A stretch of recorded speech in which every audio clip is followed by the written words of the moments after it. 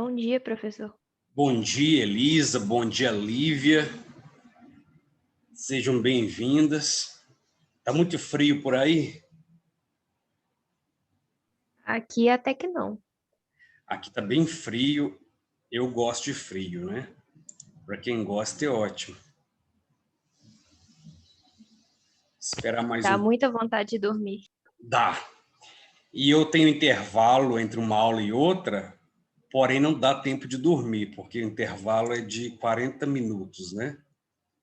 Mas a vontade é aproveitar e dormir um pouco, sim. Por isso, gente, não pode assistir aula deitado na cama, não, senão dorme. Quem tem esse hábito, é preciso parar. Bom dia, Lívia. Porque se você está assistindo a... Dizem, né? Não entendo de biologia. Se você está deitado, parece que o seu organismo avisa que você precisa dormir. Tanto que eu, por exemplo, não consigo dormir sentado, porque se você está sentado ou em pé, você não é, digamos, direcionado para a ideia de sono, né? Então procure ficar sentado ou sentada para que não haja essa vontade de dormir. Bem, vou guardar mais um minutinho para fazer a chamada. Enquanto isso, vou compartilhar a tela para fazermos exercício.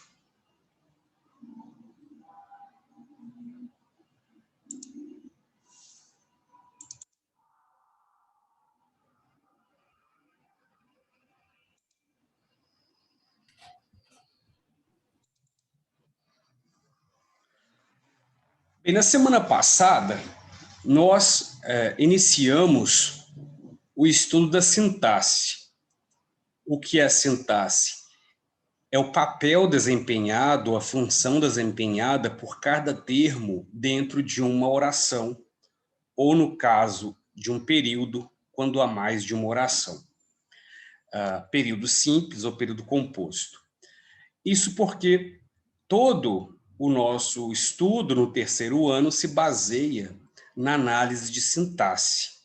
Nós começamos com a sintaxe de período simples e depois avançamos para a sintaxe de período composto. Vimos, então, que existem os termos essenciais da oração, né? Sujeito e predicado, e começamos, então, a destrinchar o sujeito das orações, porque é a partir daí que vamos compreender como se dá a análise sintática de uma oração como um todo. Então, façamos aqui alguns exercícios sobre a classificação do sujeito, ok?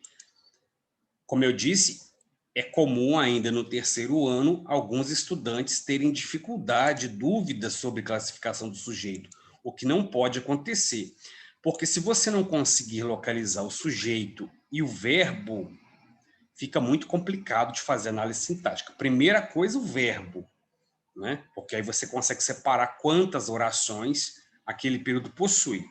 E depois saber diferenciar onde começa uma oração e onde começa a outra. E aí entender também os tipos de sujeito. Então vamos fazer esses exercícios aqui. Creio que 2 minutos é suficiente. E fazemos um, corrigimos e fazemos outro e assim por diante.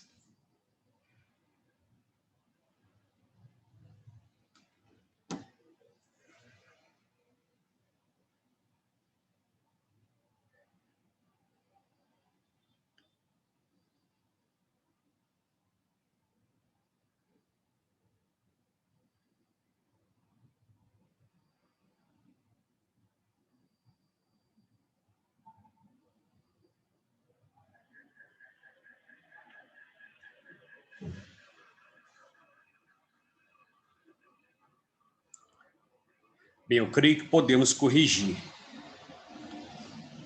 Vejamos item por item. Meus amigos e eu organizamos um evento jamais esquecido. Primeiro eu localizo o verbo, organizamos. Isso significa que o que vem antes do verbo é o sujeito. Meus amigos e eu é o sujeito da oração. Esse sujeito tem quantos núcleos? 2. 2, amigos e eu. Então, se eu tenho 2 núcleos, eu tenho um sujeito determinado composto. Letra D. Ok. Preciso de seu carinho para me sentir segura. Qual é o sujeito dessa oração? Eu. É o sujeito oculto eu, porque eu consigo identificar que é eu pela desinência do verbo precisar. Preciso. Esse O, a última letrinha, indica que o verbo está na primeira pessoa. Então, quando o verbo está na primeira pessoa ou na segunda pessoa, eu consigo identificar o sujeito pela desinência. Portanto, letra C, sujeito oculto. Faz 2 anos que não vou a Brasília. E aí? Eu coloquei sujeito inexistente, mas essa eu não sei se está certo. Pode É ser sujeito indeterminado. inexistente. Veja só, nós temos o verbo fazer e nós temos 2 anos. 2 anos é plural. E fazer está no singular. Isso significa que o verbo fazer não está concordando com 2 anos. Então, significa que o verbo fazer aqui é impessoal. Orações iniciadas com o verbo fazer, no sentido de tempo, são orações sem sujeito. Então, faz 2 anos que não vou a Brasília, é uma oração sem sujeito. Mas Essa é e a o voo? Ah, tá. Aqui, no caso, você está sugerindo que vou, né, seria o eu. Eu Sim. oculto. É isso que você quer dizer? Uhum. É porque aqui nós temos 2 orações, na verdade, né? Nós temos uma primeira oração, faz 2 anos, mas essa oração não tem sujeito, né? Que não vou a Brasília, aí no caso nós teríamos uma situação de oração subordinada, né? Que não vou a Brasília seria uma oração subordinada substantiva subjetiva, porque exerceria o papel do sujeito que não existe na oração principal. Aí estaríamos entrando, nos aprofundando, né, na classificação de período composto, né? Mas analisando, pensando na oração principal, faz 2 anos, eu tenho uma oração sem sujeito. Mas foi bem lembrado, porque nós temos aqui o que, a conjunção que indica que nós temos uma outra oração. Só que essa outra oração é subserviente a essa primeira. Ela é uma oração subordinada, ok? Então, aqui, sujeito inexistente. A vida nos reserva grandes surpresas. Aqui fica muito claro que o sujeito é a vida e o núcleo, vida. Então, sujeito determinado simples. Comentaram sobre os novos empreendimentos imobiliários. Vejam que aqui não temos o sujeito expresso. Aí vamos observar se a desinência do verbo nos ajuda a identificar o sujeito. Comentaram. Vejam, o verbo está na terceira pessoa. Se ele está... Eles não é sujeito oculto, como eu já disse. É um engano achar que eles, elas é sujeito oculto. Porque pode não ser eles ou elas. Por exemplo, comentaram, pode ser o Vitor e Elisa. Pode ser os pais dos alunos. Pode ser os moradores do condomínio. Não dá para É dizer sujeito indeterminado? é indeterminado. Porque, por exemplo, se for eu, ou você, ou tu, eu consigo dizer quem é o sujeito. Mas agora, quando está na terceira pessoa, pode ser uma infinidade de pessoas. Ok? Então, na terceira pessoa, nunca será sujeito oculto. Então, façamos agora esse outro exercício.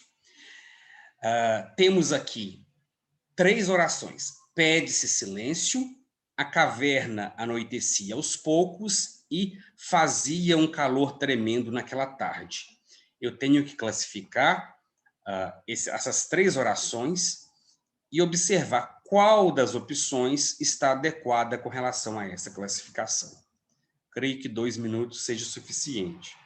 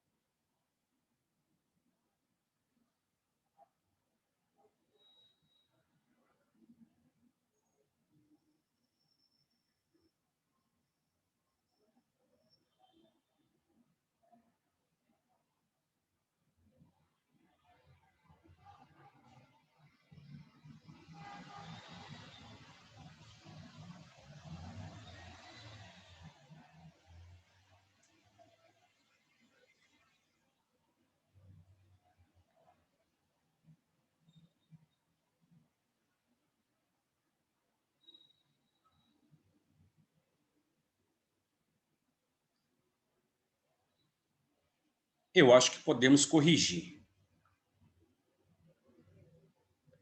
Alguém pode dizer qual opção marcou? Letra B, oculto, simples e inexistente. Oculto, simples e inexistente. Alguém marcou diferente? Acho que a letra E. Letra E, Amanda. Vamos conferir, então. Pessoal, quando você está na escola, você aprende uma série de conteúdos em várias disciplinas. Quando você vai para a faculdade, você fica surpreso, porque você observa que muito do que você aprendeu na escola não é bem aquilo. Como eu vou dizer? Quando você tem uma criança pequena, bem pequena, ela pergunta, como foi que eu nasci? Você não tem como explicar uma criança de 2 anos exatamente como ela nasceu. Ela não vai entender. Aí você conta. Quando quando você era pequenininha, uma cegonha trouxe você até a sua mamãe. Ou na minha época nem era assim que se dizia. Se dizia que a criança nasceu dentro da cabeça de um repolho, né? E foi trazida. E eu ficava às vezes pensando, como que cabe uma criança ali dentro? Bem, é um pouco isso a diferença entre a escola e a faculdade. Isso significa que na escola você não aprende as coisas exatamente como elas são, você aprende uma parte. Por quê? Porque o aluno ainda não está preparado para determinados conhecimentos muito complexos. Por que eu estou dizendo isso? Muita coisa na gramática não tem muito sentido. Mas a gente não pode dizer não tem sentido isso é sem sentido. Vejamos aqui, pede-se silêncio. Como é a classificação gramatical para esse tipo de oração? A classificação é que é um sujeito simples. Silêncio se pede. Mas você pode perguntar assim, mas como assim? Quem está praticando a ação? Não sei. Mas o sujeito não é necessariamente aquele que pratica a ação. Sujeito é aquele sobre o qual se faz uma afirmação. Então, neste caso aqui, sempre quando nós tivermos essa ideia apassivadora, vende-se casas, alugam-se apartamentos, nós teremos sujeito simples. Por isso é que o verbo é geralmente não, é sempre alinhado com o sujeito. Alugam-se casas, vendem-se galinhas caipiras. Então, o verbo acompanha o substantivo. Significa que eu tenho, portanto, sujeito simples. A primeira opção, então, é sujeito simples, pede-se silêncio. Então, fica claro, quando houver sempre essa expressão, pede-se, vende-se, você tem, aluga-se, você tem sujeito simples. É diferente de quando houver, precisa-se de. Por quê? Porque a preposição de anula essa ideia de reflexividade. Precisa-se de ajudante. Precisa-se de vendedores. Neste caso, então, a preposição indica que é sujeito indeterminado. Certo. Então, aqui temos o sujeito simples. A caverna anoitecia aos poucos. Anoitecer é um fenômeno da natureza. Porém, aqui, caverna é o sujeito da oração. Não é simplesmente o anoitecer, é a caverna que está anoitecendo. Então, eu faço uma declaração sobre a caverna. Por isso, é um sujeito simples. Fazia um calor tremendo naquela tarde. Neste caso aqui, é um fenômeno da natureza. Neste caso aqui, então, é um sujeito inexistente. É diferente porque aqui é uma referência exata a um fenômeno da natureza.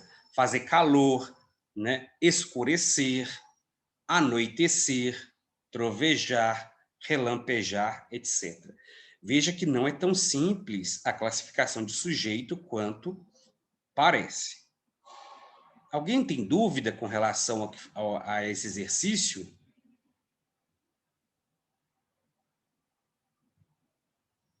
Não. Mas então, qual que ia ser a alternativa? Simples, simples, inexistente. A letra E. Alguém falou letra E. Então, a letra E é a resposta correta. Eu disse que algumas questões na gramática não fazem sentido, porque quando eu fui fazer faculdade de letras, por exemplo, eu gostava muito de gramática na época de escola.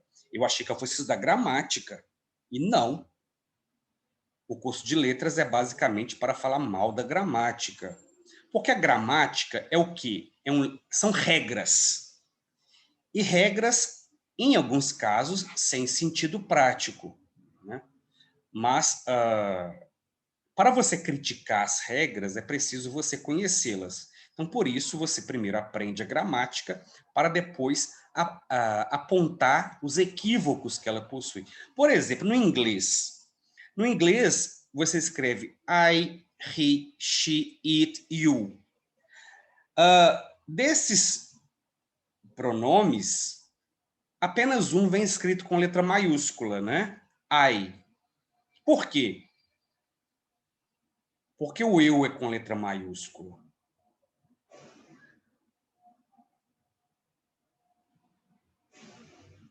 Alguém sabe?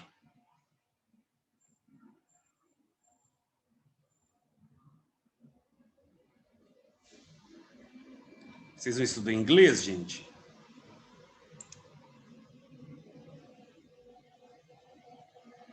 Sei não, professor. Não sabe?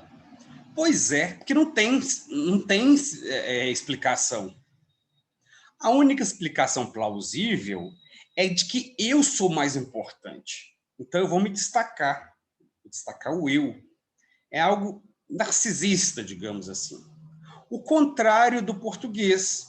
Elisa, você disse que não sabe. Mas suponhamos que você vai contar que você fez um trabalho. E o trabalho foi feito por você, pelo João e pela Letícia.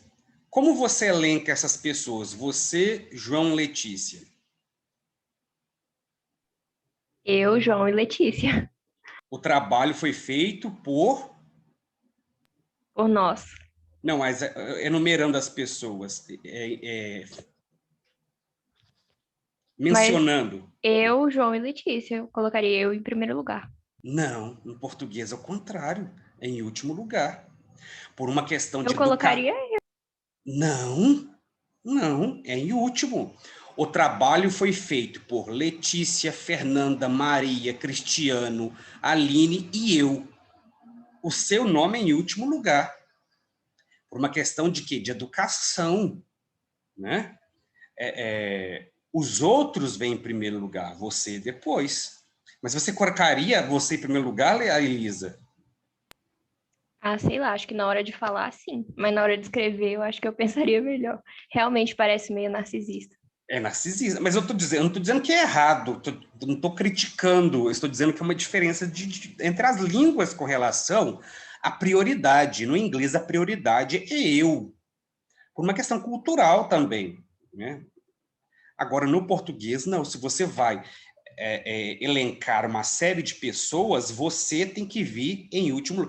Não é obrigatório, né? Digamos assim, se você escrever assim, você está errando, não é erro. É uma questão de polidez, de educação. Mencionar num grupo. Aí você vai apresentar.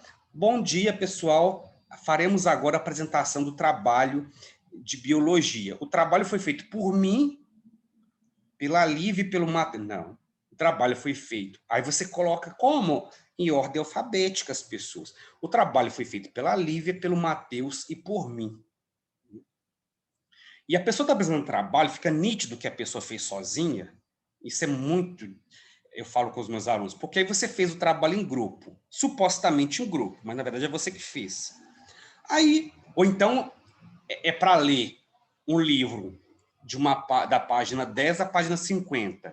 Aí o grupo, o que é que o grupo faz? Você lê até a página 20, você dá 20 a 30, dá 30 a 40, e eu dá 40 a 50.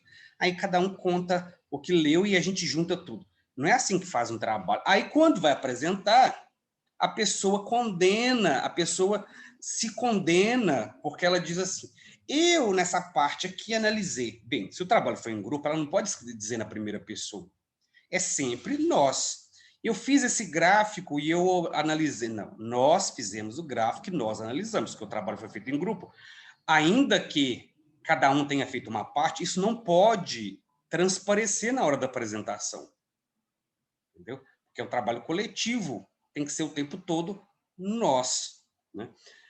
Bem, eu estou aqui nesse assunto para dizer, então, como algumas questões gramaticais não têm muito sentido, a não ser questões culturais. Mas vamos continuar para que não haja dúvida. Agora, nessa próxima questão, temos que analisar a alternativa em que a oração sem sujeito.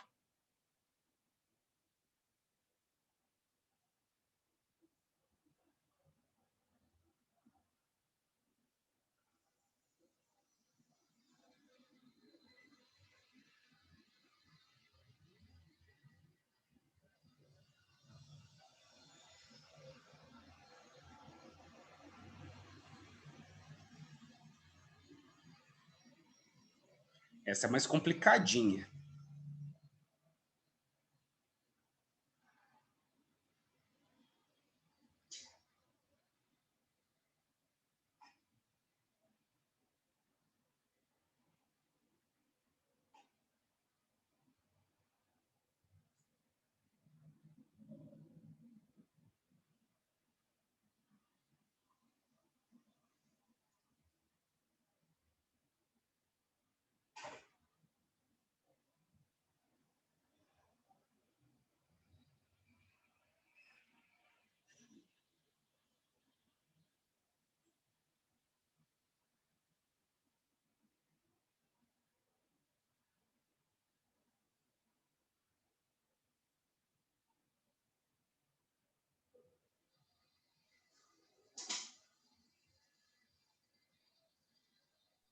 Eu acho que a letra E, mas também pode ser A. O Vitor acha que é a letra E e pode ser a letra A. Digamos que Eu acho que é A. digamos que vocês estão certos. Vamos fazer a correção, então. Bem, pessoal, quando você tem dúvida, no caso do aparecimento do verbo haver, o verbo haver tem duas situações básicas. Ele pode ser um verbo auxiliar ou ele pode ser um verbo principal. Se ele for o verbo principal, ele vai significar existir. E o verbo haver indicando existir é impessoal, não vai para o plural. O verbo haver como verbo auxiliar, ele vai para o plural. Por exemplo, ele havia comprado o apartamento. Então, haver aqui está como auxiliar do verbo comprar. Aí eu posso dizer no plural, eles haviam comprado o apartamento. Porque o verbo haver é auxiliar, igual no inglês, to have, né? É auxiliar. Agora, quando o verbo haver é o verbo principal, ou seja, ele vem sozinho, ele não vai para o plural. Houve muitos conflitos ao longo da história do Brasil, e não houveram. Porque aqui ele é o verbo principal e indica existir. Então, letra A, esperanças haverá sempre. Veja que aqui é o verbo indicando existir, então ele é impessoal. Se um verbo é impessoal, significa o quê? Que a oração não tem sujeito. Porque o verbo não se refere a nenhum sujeito. Ok? Então aqui, oração sem sujeito. Agora vejamos a letra B. Ninguém trovejou de tanta raiva quanto eu. Então, trovejar aqui não é fenômeno da natureza, porque está usado em sentido conotativo. O sujeito é ninguém, sujeito simples. Haveria desejado ele tudo isso? Veja, o verbo haver aqui está como verbo principal ou auxiliar? Auxiliar. É auxiliar do verbo principal, que é desejado. Então, sim, o sujeito é ele. Porque se houvesse plural, eles haveriam desejado. Estaria correto. Isso gera um pouco de dúvida, porque no português nós não usamos muito o verbo haver como auxiliar. Qual que é o verbo que nós usamos mais como auxiliar?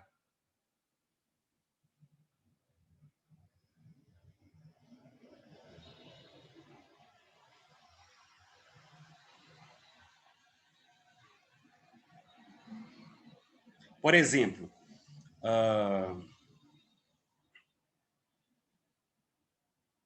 se eu fosse você, teria estudado mais. Nós usamos muito o verbo ter, mas também poderíamos usar o verbo haver. Se eu fosse você, haveria estudado mais. É muito mais chique usar o verbo haver, o haver, porém, é mais complexo. Então, como nós usamos pouco o verbo haver como auxiliar, nós acabamos confundindo quando ele aparece como verbo principal. Então, ok. Alguém havia aberto a porta. Novamente, o verbo haver aqui é auxiliar. Então, ele vai para o plural. Então, portanto, o sujeito é alguém. Choveu papel picado nas ruas de Curitiba. Chover aqui não é fenômeno da natureza, né? Qual é o sujeito da oração?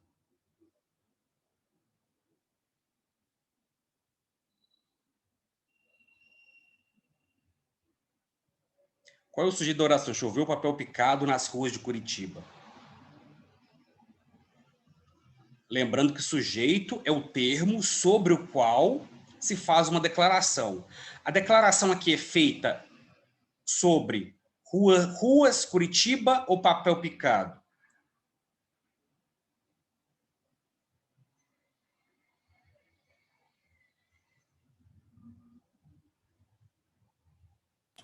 É papel picado. Papel picado, muito bem, porque a declaração é feita sobre papel picado, né? É o elemento mais importante aqui. Então, a única opção em que temos oração sem sujeito é a letra A. Eu vou dar uma pausa para fazer a chamada e daqui a pouco eu retorno, então, com as questões.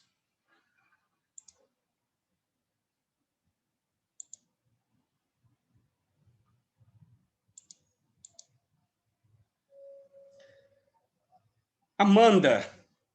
Presente. Arthur, de Paula. Presente. Arthur Vinícius.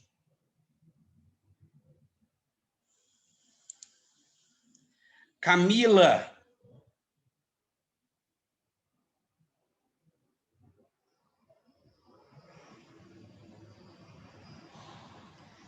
Clara. Clarice, presente. Eduarda. Edviges.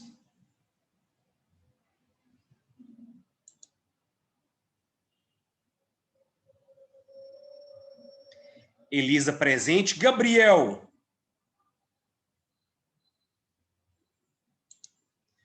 Gabriele, presente. Gledson.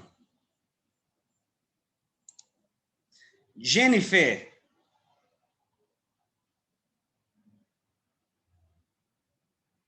Lívia.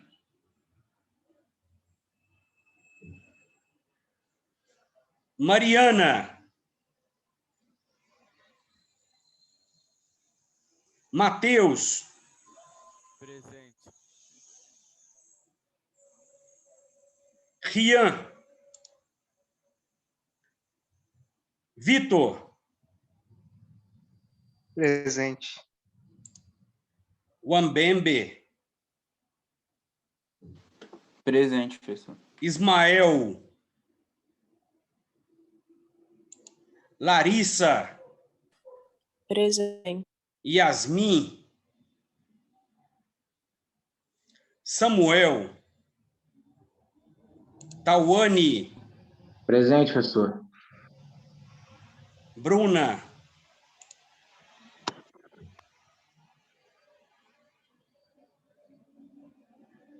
Bem, então, vamos dar continuidade aqui ao exercício.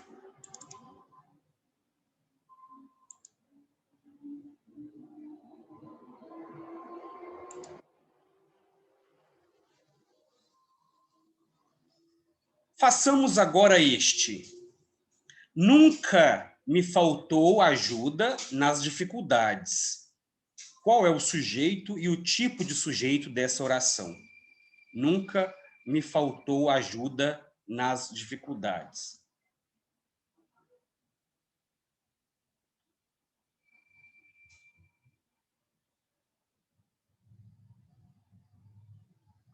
Quando eu tenho dúvida sobre qual é o sujeito, eu olho o verbo. Então, o verbo aqui, faltou, ok? Esse verbo está se referindo a quem? Se eu passar esse verbo para o plural, faltaram, ele vai levar qual termo para o plural também? Ajuda? Exatamente. Ajudas nunca me faltaram nas dificuldades. Aí eu já sei que o sujeito da oração é ajuda nas dificuldades e o núcleo é ajuda. Então, o que eu devo fazer quando aparece uma frase com ordem invertida ou com ordem complexa? Eu olho o verbo. Passo esse verbo para o plural. Ele vai ter que arrastar junto com ele algum termo também para o plural. Esse termo que será arrastado será o sujeito da oração. Ok?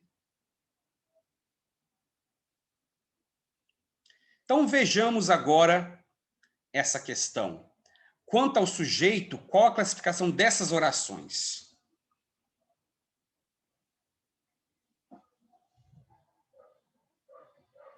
Dois minutinhos. Aliás, 2 minutinhos não, nós não temos 2 minutos, né? Porque a aula já está terminando.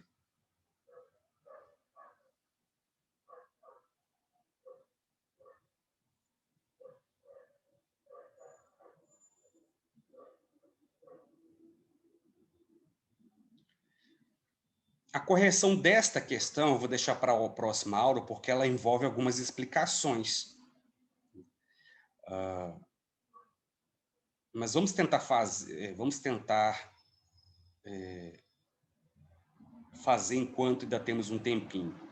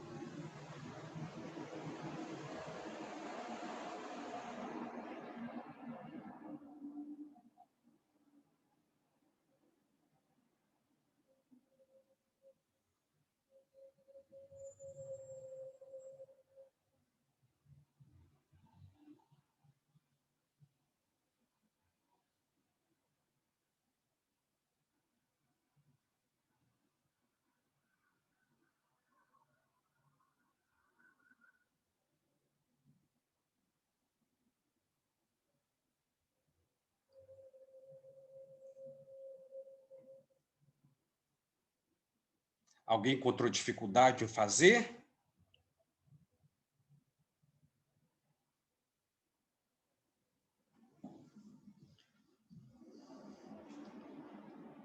De qualquer forma, eu vou ter que encerrar por aqui, porque já está esgotando o tempo.